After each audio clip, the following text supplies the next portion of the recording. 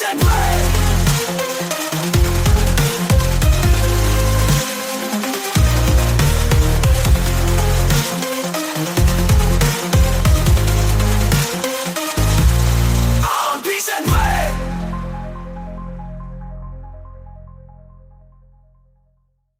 qu'en fait, il y a un truc qui me va pas. C'est Warframe, parce qu'on va parler de Warframe. Bien sûr. On va parler des jeux qui sont annoncés sur les Game Awards. Et en fait, Warframe, à la base, c'est sorti en 2013.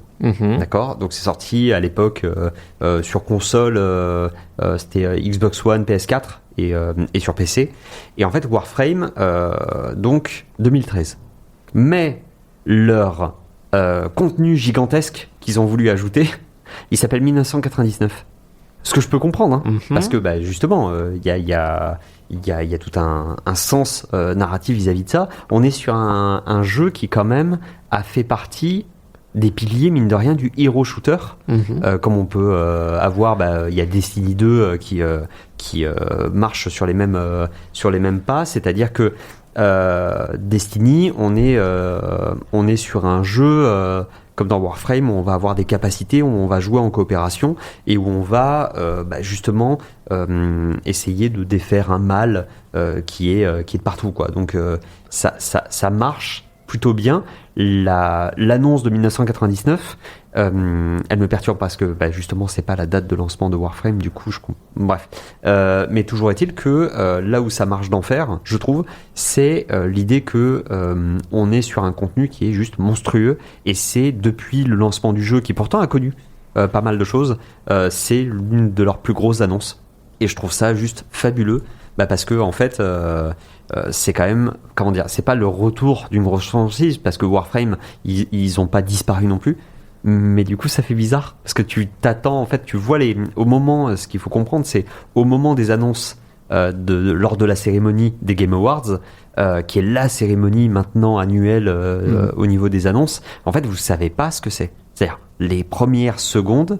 Parce que nous, quand on regarde les rediffs, on a de suite le bandeau qui nous dit c'est ça. Mais en fait, au départ, tu sais pas. Tu vois juste le trailer. Et tu reconnais le jeu. Et ça, c'est une ambiance qui est absolument incroyable. Je me rappelle de l'annonce de Metal Gear Solid 3, notamment. Où en fait, tu vois la jungle, machin, alors que Metal Gear Solid, le 1 et le 2, c'est plutôt des complexes technologiques, militaires, tout ça. Et là, d'un coup, tu vois la jungle et tout. Et là, tu vois le perso. Tu vois la posture, et rien qu'avec la posture, tu te dis c'est Snake, c'est pas possible, c'est Snake, c'est Metal Gear. Et du coup, t'as vraiment cette espèce de truc de deviner le jeu, de machin, et des fois, t'es un peu déçu.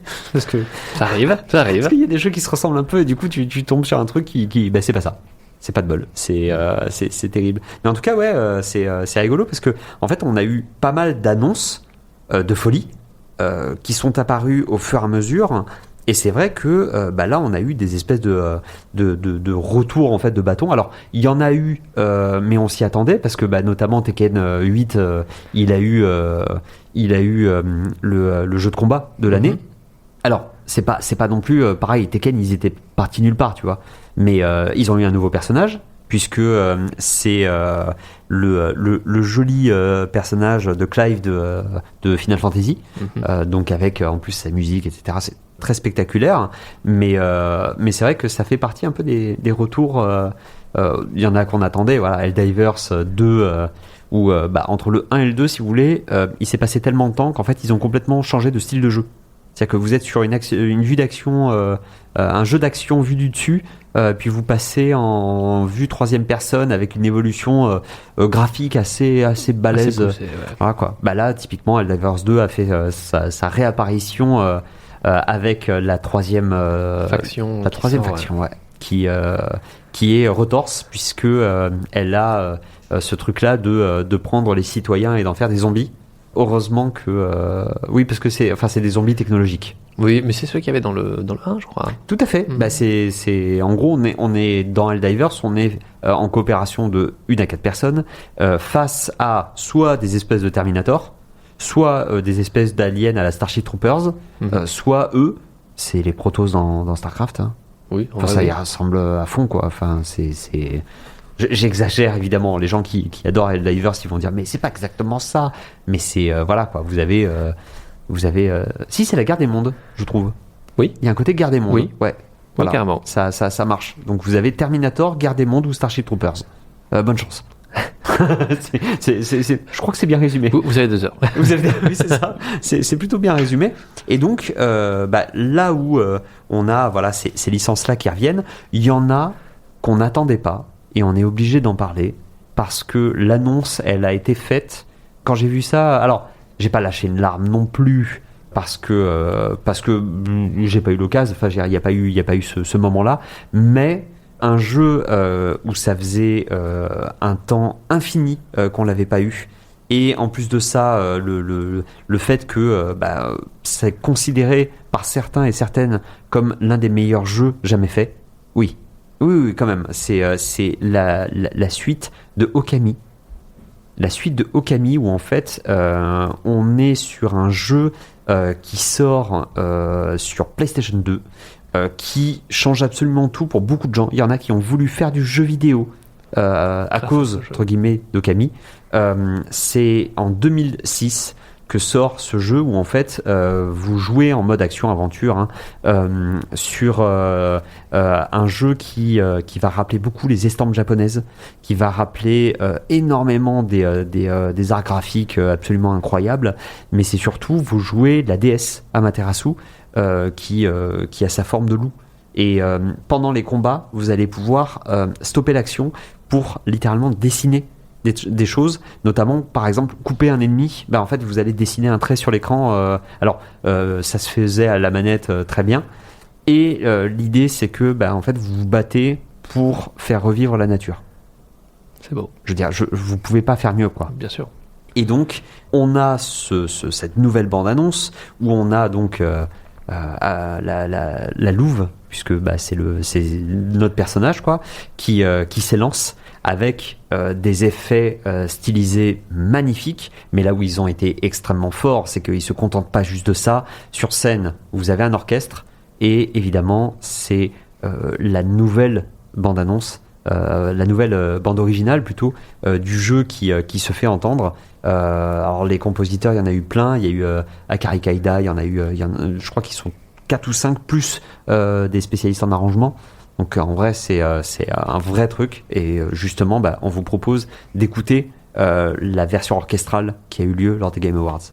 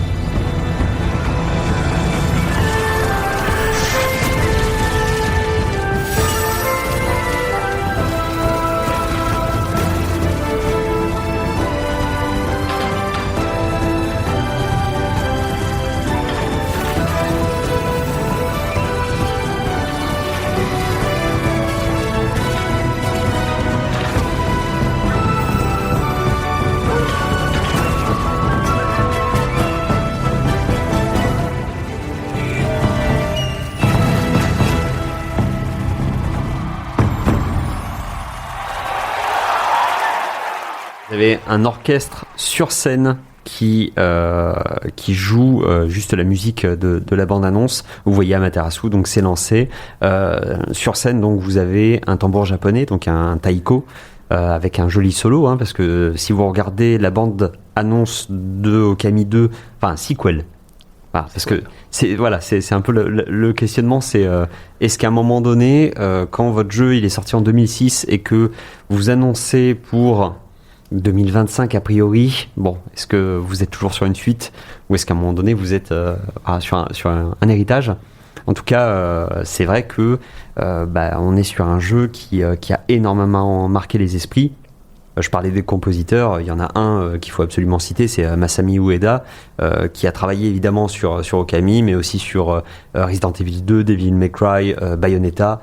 Donc effectivement, oui, on est sur des gens qui savent bien faire. Et là où ça fait un petit quelque chose, c'est que on est en plus sur... Alors, c'est pas la même équipe, vous vous en doutez, pas autant de temps après, mais c'est les mêmes personnes qui sont impliquées dedans. Donc, on retrouve un peu le monde qu'on avait à l'époque.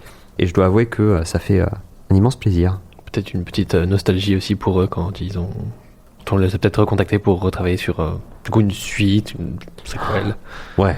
Ouais, parce que quand tu fais un jeu comme ça qui marque, tu dois avoir vraiment cet état d'esprit de quand on te contacte, ouais, ça doit faire bizarre. Quand on te valide le projet, où on te dit bon, alors tu dois bosser sur un truc, on aimerait un Okami 2, et là d'un coup ça fait c'est-à-dire.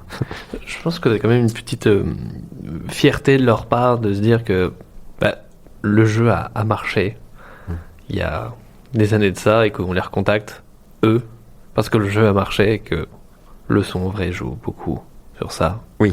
Mais même toute l'équipe en soi. Ouais. C'est là où ça va être très particulier, c'est qu'effectivement le jeu à l'époque avait pas connu de succès commercial incroyable. Bien sûr. Mais c'est après qu'il est devenu culte en fait. Vous croisez un jeu Okami. D'ailleurs, si jamais vous êtes allé dans un magasin de jeux vidéo où vous avez des figurines, vous avez peut-être vu cette louve blanche avec un peu des liserés rouges, peut-être un bouclier sur le dos. C'est Amaterasu, c'est le personnage de Okami. Donc en fait, peut-être que vous l'avez déjà vu sans reconnaître le jeu, parce que le jeu il est sorti il y a quelques années, vite fait. Mais voilà, autant c'est pour vous, c'est pas quelque chose qui vous est étranger, et pourtant vous vous retrouvez avec ça. Il y a notamment un jeu qui va sortir des créateurs de Ico et de Shadow of the Colossus. Rien que ça. Donc là, pareil, Ico, Shadow of the Colossus, on est sur des trucs qui sont gigantesques. Avant l'attaque des titans, les trucs comme ça, vous aviez déjà un personnage qui essayait d'affronter des colosses. Avec toute la mécanique de jeu, c'est qu'en fait vous vous élancez sur des vastes plaines, c'est magnifique, avec cette espèce d'adversaire qui est gigantesque, et vous en avez plusieurs, et à chaque fois c'est des formes différentes, et vous essayez de grimper. Alors maintenant les mécaniques de jeu ont vieilli, mais à l'époque c'était juste dingue, quoi. C'était nouveau, carrément. C'était nouveau, donc là on a un titre qui est extrêmement énigmatique jusque dans son appellation, puisque c'est marqué The Untitled Project, sous-entendu le projet sans titre, et vous avez juste quelqu'un qui grimpe là aussi avec un compte à rebours. Le personnage grimpe une espèce de méca, de robot géant, pour décoller juste avec la tête du robot avant qu'une onde de choc détruise le reste du corps. Donc on ne sait pas plus, mais on sait juste que c'est ceux qui ont fait Ico et Shadow of the Colossus. Ça se reconnaît dans le style graphique et dans l'animation. Oui, tout à fait. Là aussi, on n'est pas sur des jeux très très récents. On est sur cette première, on est sur les années 2000. Là, vraiment, c'est des titres. Ça fait longtemps. Oui, ça fait très très longtemps. Et à côté de ça, pareil, des titres qu'on n'attendait pas. Moi personnellement, j'ai vu ça, je me suis dit mais qu'est-ce que c'est que ça ? Et là, on change complètement d'univers, on change aussi de finesse, devrais-je dire. Attention, je préfère prévenir. Oui, bien sûr. Voilà quoi. Mais on a Turok qui est revenu. Turok, si vous connaissez pas, c'est une série qui est née il y a un bon moment en fait, parce que c'est une série de jeux vidéo qui sort en 97. Qui commence en 97, où on est tout simplement sur un affrontement entre l'homme et les dinosaures. Et la série, si ce que je viens de vous dire vous semble un peu bourrin, ça l'est. Globalement, ça l'est. On va pas se mentir. Ça l'est. On est sur un jeu donc qui sort, qui marche plutôt pas mal, mais effectivement voilà, c'est vous contrôlez donc Turok, qui essaye d'arrêter en fait une espèce de contrôle du monde, qui se retrouve à combattre des dinosaures. Voilà. Je vous résume un peu, hein. On est bien d'accord de ça. Mais de toute façon, quand on écoute justement une partie de la bande-annonce du nouveau Turok, je pense qu'on va aller vers quelque chose qui est tactique, mais pas forcément en finesse.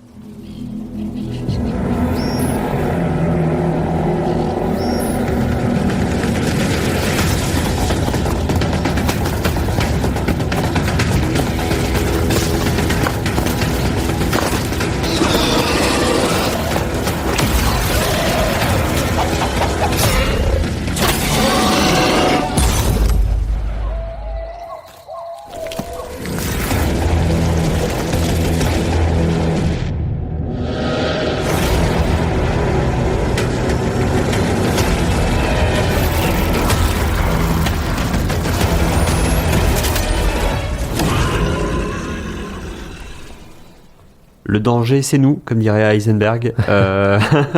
Là, l'idée, c'est qu'on va se rapprocher des logiques de Helldivers 2, notamment, voire même, on parlait de Warframe, c'est pas faux. C'est-à-dire qu'en fait, la bande-annonce nous met clairement dans l'idée qu'on va jouer en coopération, qui est un genre qui vraiment a reconnu une espèce de nouvelle vigueur avec Helldivers 2, mais qui existait déjà avec Warframe, avec Destiny, et avec d'autres genres, From Ashes. Oui.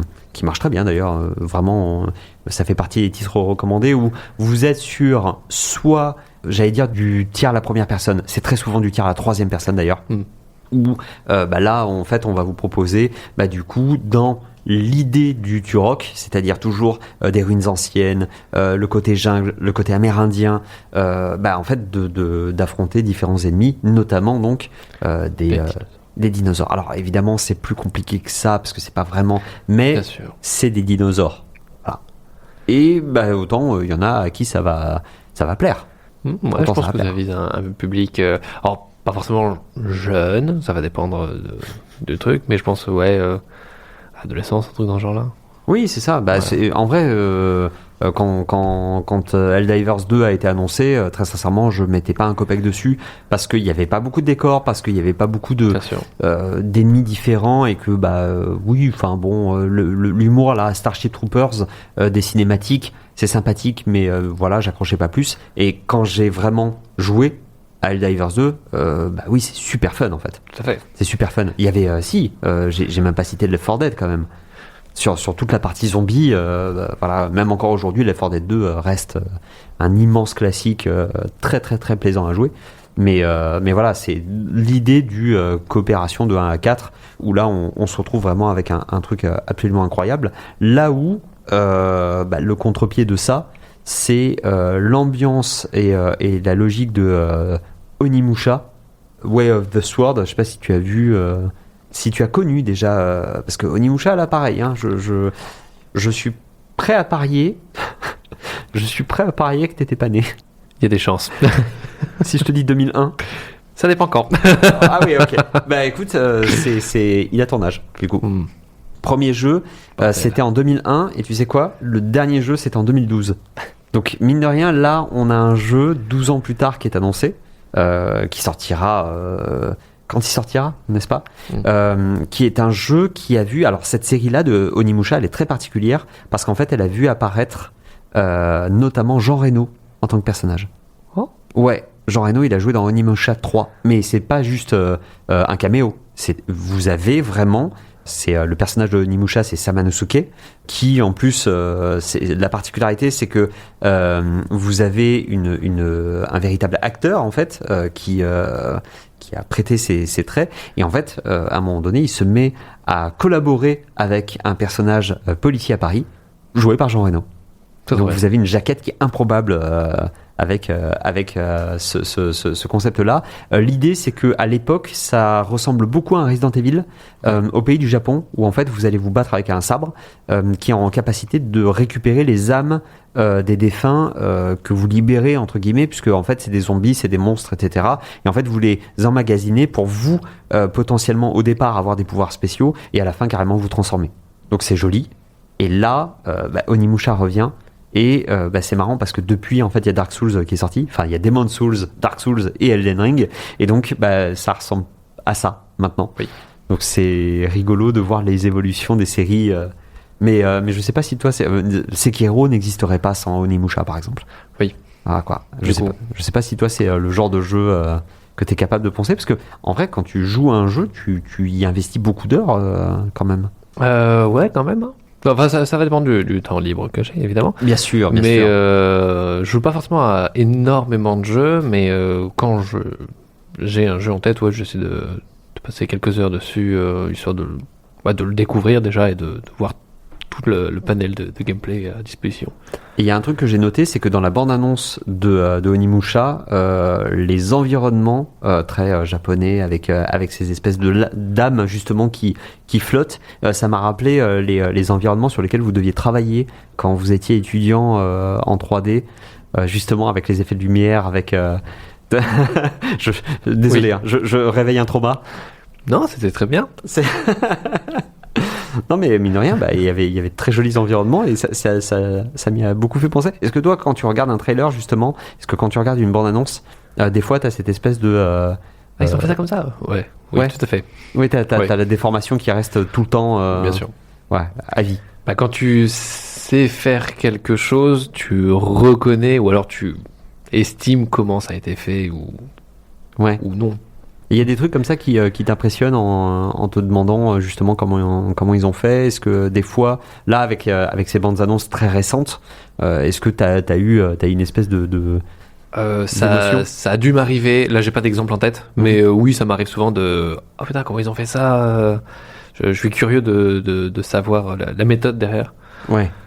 Notamment, tout simplement par rapport à un petit jeu dont on parlera sur une autre émission, parce qu'évidemment là on parle des Game Awards, il y a un jeu, là c'est la deuxième émission où on mentionne les Game Awards, il y a un jeu dont on n'a pas encore parlé, mais on en parlera après puisque c'est un jeu absolument incontournable, on est bien d'accord, mais toujours est-il que là dans l'idée, quand on voit les grosses franchises du jeu vidéo, c'est vrai que pareil, on n'est pas forcément en attente de Mafia.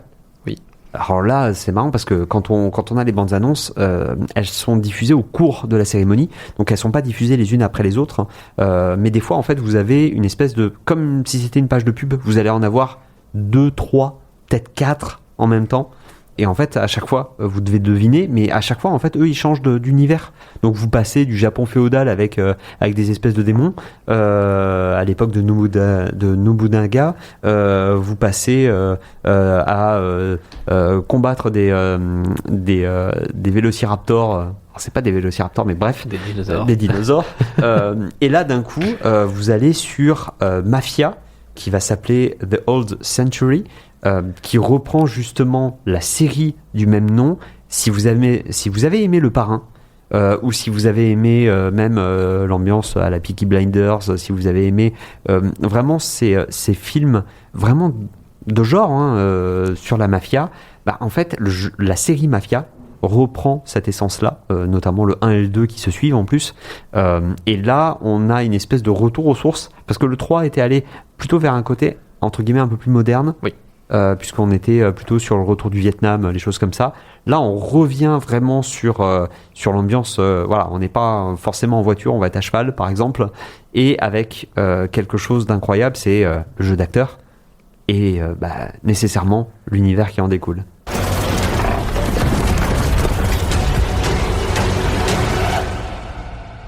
I do.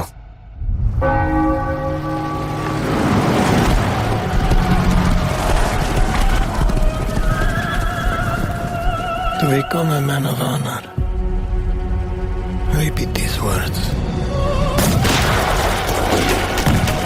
I swear my loyalty to this family. My flesh must burn like this saint. If I do not keep my oath,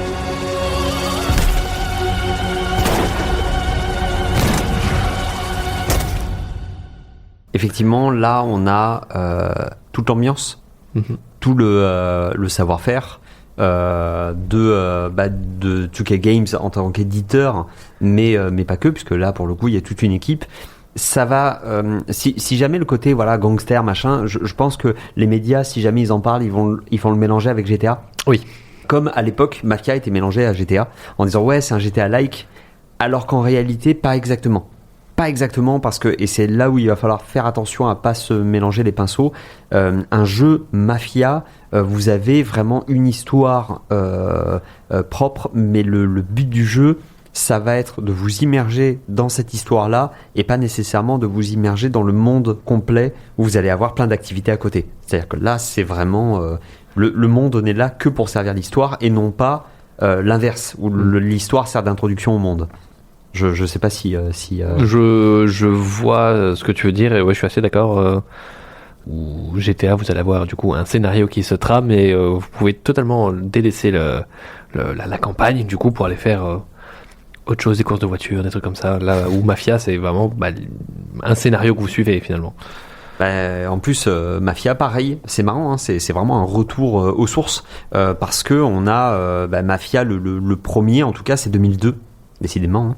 Et ouais, hein, c'est mine de rien, on se prend un méchant coup de vieux là sur cette émission et ça faisait longtemps. Mais par contre, le dernier en date, c'était Mafia 3 en 2016 et ensuite on a eu juste un remake de Mafia premier du nom qui avait bien marché et les gens étaient très contents. Mais c'est vrai que voilà, le dernier Mafia en date, c'est Mafia 3 qui est de 2016 quoi. Donc là, le fait qu'ils reviennent en fait avec ça, pareil, il y a toute une idée à chaque fois sur les adaptations. D'ailleurs, les adaptations ont leur propre catégorie dans les Game Awards. Là, c'est Fallout qui a gagné. Écoute, bon, pourquoi pas. Moi, j'aurais plutôt parié sur Arcane. Mais bon, écoute, voilà. Fallout est très bien, hein, mais bref. Là, l'idée, c'est que Mafia, si jamais il devait y avoir une adaptation, en fait, ça poserait 20 000 questions, parce que Mafia, c'est déjà, en fait, la quintessence même. Les adaptations C'est la quintessence même du film de mafieux, quoi. Oui, tout à fait. Donc, avec, quand t'es accueilli dans la famille, avec potentiellement la trahison, potentiellement, en fait, c'est pas toi qui trahis, autant c'est quelqu'un que tu apprécies énormément. Et du coup, voilà, ça crée des conflits absolument incroyables. Voilà, si vous allez vers du Mafia, préparez-vous. Voilà, c'est du drame, quoi. Hein, comme on peut l'imaginer sur n'importe quel film de mafieux, effectivement. Alors que là où c'est particulier, c'est que quand on commence à aller vers des trucs un peu différents, à chaque fois, là, quand on a vu les ninjas apparaître. Juste après, alors je me rappelle plus quel trailer justement, mais en gros vous avez en mode animation, vous avez les deux ninjas qui affrontent des démons. Donc, oui. Quoi. Et en fait vous faites une espèce d'aller-retour entre l'Amérique et le Japon. Et là en fait vous êtes sur Ninja Gaiden. Et Ninja Gaiden, si vous connaissez pas, vous êtes sur une vieille licence là aussi qui revient au devant de la scène. En tout cas, l'ambiance du trailer, c'était ça.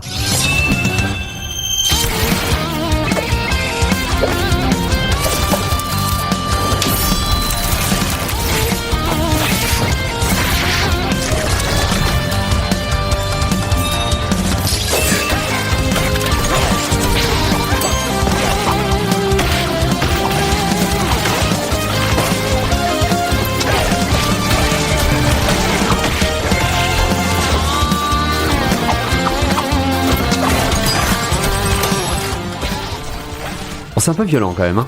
Un peu violent, mais ce qui est très rigolo, c'est qu'en fait, là, on parlait d'une licence qui est arrivée à peu près en même temps que toi. Là, Ninja Gaiden, c'est une licence qui est arrivée à peu près en même temps que moi. C'est-à-dire que j'ai 1 an quand le premier débarque, puisque c'est en 88 qu'il débarque, et donc on est sur du Shadow Warriors, et en fait officiellement voilà, ça prend le terme Ninja Gaiden un peu plus tard, mais en tout cas ça sort notamment sur NES. D'ailleurs on a cette musique absolument incroyable qui revient sur les anciens, comment dire, ça va peut-être même faire ressurgir quelques souvenirs, parce qu'en plus c'est ceux qui ont fait Blasphemous qui font ce Ninja Gaiden. Et donc du coup on est sur des pros de l'action 2D Donc en fait, on revient aux sources, c'est-à-dire qu'on n'est pas sur un truc 3D qui change par rapport à ce que vous avez connu, etc. On revient vraiment sur du jeu de combat en 2D. Et justement, ça c'est un truc dont on va pouvoir discuter sur Radio Clapas et dans un pixel près. C'est justement à la fois les suites qui vont sortir, mais aussi le fait que on se retrouve avec un truc gigantesque de l'opportunité de rejouer Tortue Ninja. Ils avaient fait pareil avec TMNT, c'est Shredder's Revenge, incroyable. Et là, on se retrouve avec potentiellement un potentiel très bon jeu 2D à l'ancienne qui vont ravir les fans, quoi. De revenir aux sources, aux bases du coup des premiers jeux, c'est toujours très satisfaisant. Très très satisfaisant, ouais. Il y a un petit côté nostalgie et revenir juste sur les principes de base de gameplay sans avoir à prouver quoi que ce soit en termes de visuel, et vraiment faire du jeu pour du jeu et se divertir, je trouve que c'est pas mal aussi. Oui, complètement. En tout cas, c'est vrai que pressé de mettre la main dessus parce que pareil, le genre de l'action 2D est vraiment revenu au devant de la scène avec beaucoup de titres de très très haute qualité et c'est vrai que c'est quelque chose qui manquait énormément, c'est-à-dire on n'est pas obligé de faire un jeu en 3D avec de la 3D réaliste pour en faire un jeu bon et là pour le coup on va avoir petit à petit en fait au fur et à mesure je pense d'ici la fin d'année on va avoir cette discussion de les gros jeux et des petits jeux, mais en tout cas en attendant on vous souhaite une super fin de journée et puis merci beaucoup Emilien. Avec plaisir. À très bientôt.